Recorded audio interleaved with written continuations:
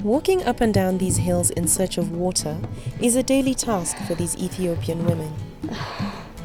Although she is 8 months pregnant, Liku Alemu has to make a 2-hour journey to fetch water for her household.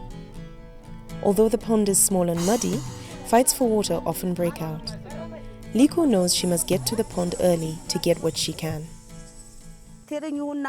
I go to fetch water together with my mother-in-law. She's old and I'm pregnant.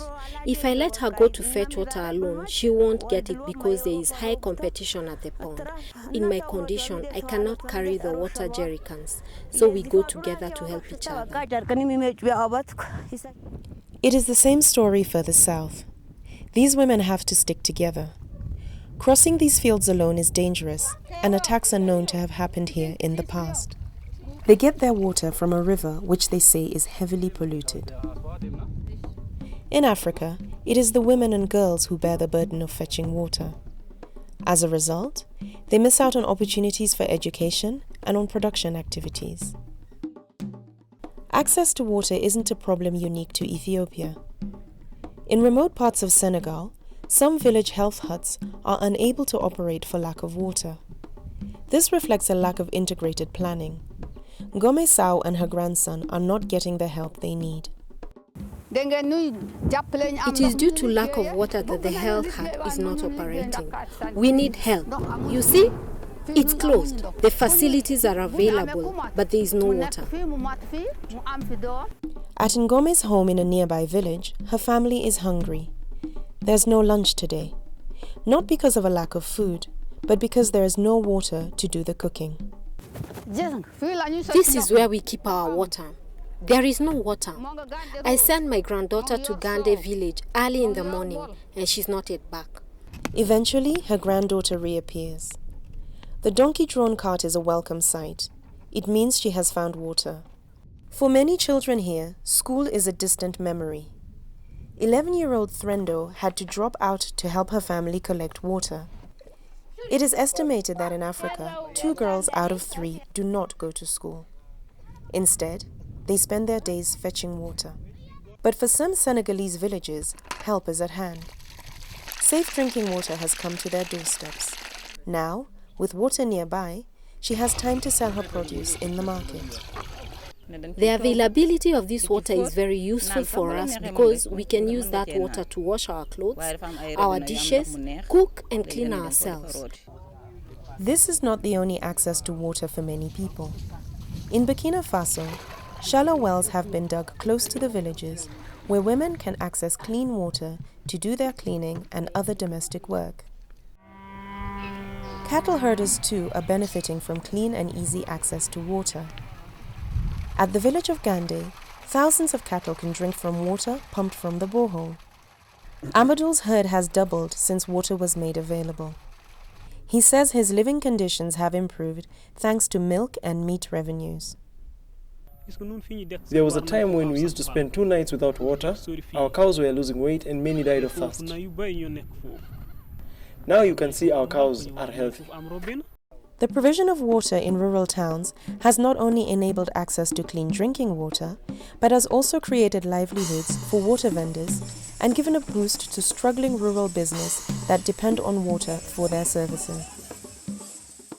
In Africa, open defecation is a common practice which causes many health problems. For instance, at Anjo Zorobi's school in Madagascar, about 1,000 pupils share one toilet.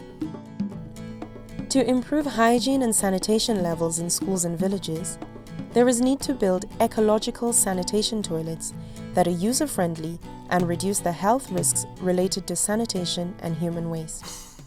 Water is essential for agriculture, an activity critical for food security. Yet in drought-afflicted areas like the Sahel region in Burkina Faso, farmers struggle to irrigate their farms in the scorching heat. These farmers have come together to produce as many vegetables as they can. But despite pooling their resources, their biggest challenge is yet to come. The dam they get their water from is drying up.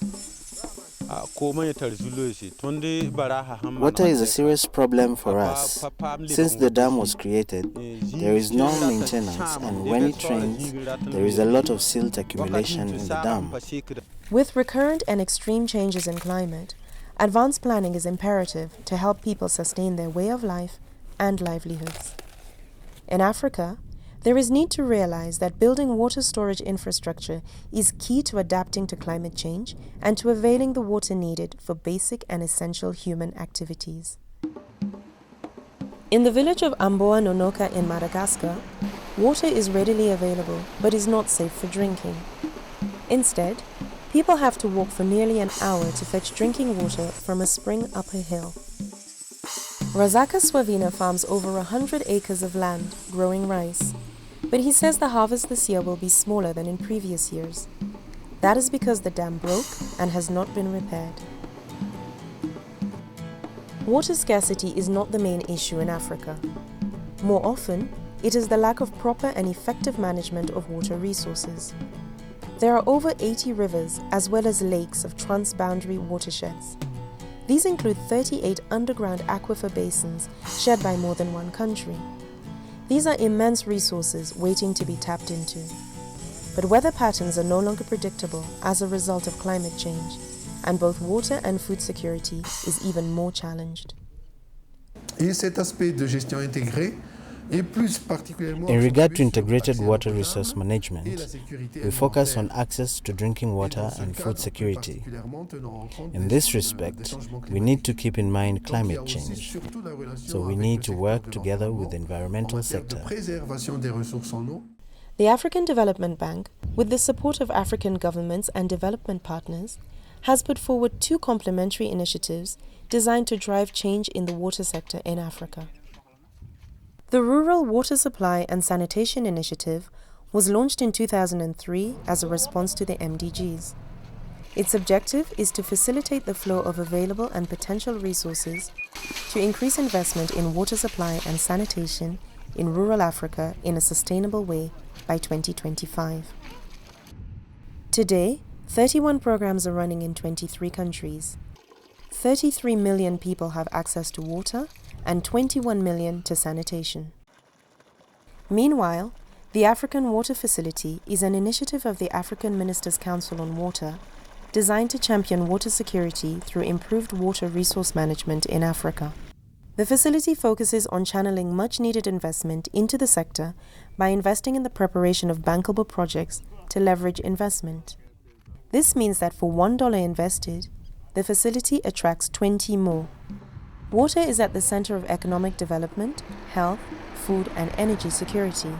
But most importantly, water is essential for life. With the help of all partners and the participation of communities, we can transform the lives of millions of people and guarantee water to future generations. Clean water means a healthy life for us. Together we can change it.